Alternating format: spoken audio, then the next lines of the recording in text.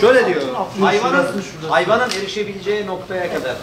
Hayır, istiyorsanız da bu... Yani onlar da aslında...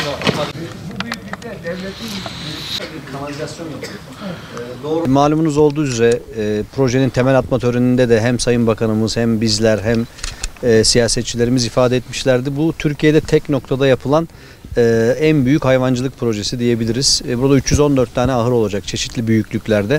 Tabii bizim nominal resmi rakamlarımız var ahırların büyüklükleriyle ilgili, işte 25, 50, 75 ama sektörün gerçekleriyle ölçtüğünüzde burada işte 75 hayvanın, 150 hayvanın, 200 hayvanın sığabileceği çeşitli boylarda ahırlar, işte bunların bağlı yem depoları, kendi bahçe alanları, ahırlar tamamen modern bir şekilde içerisinde küçük revir alanları, işte hem yem hem gübre kanalları olan tamamen modern standartlara uygun olarak inşası yapılan 314 tane ahırdan bahsediyoruz.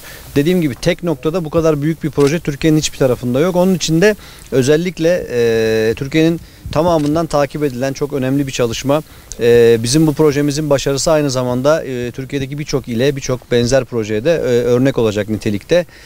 Tabii hep söylüyoruz, Ağrı'nın kadimden beri yaptığı en iyi bildiği iş arkadaşlar tarım ve hayvancılık. Dolayısıyla vatandaşlarımızı bu alanda desteklememiz gerekiyor. Bu da aslında ilimizde bu alana devletimizin ne kadar büyük bir kıymet verdiği, siyasetimizin ne kadar büyük bir kıymet verdiğinin de göstergesi.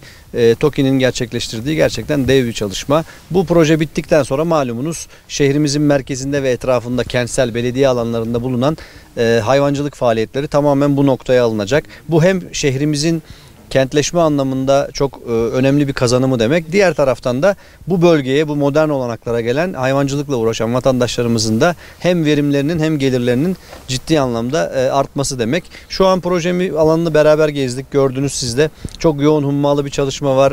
Aralığın sonundayız ama çok şükür iklim de yardım ediyor. Çalışmalar halen devam ediyor. %35 aşamalarında şu an için projenin ilerleme durumu. Projenin ciddi bir bölümünü önümüzdeki yılın sonbaharına kadar tamamlamak gibi bir hedefimiz var.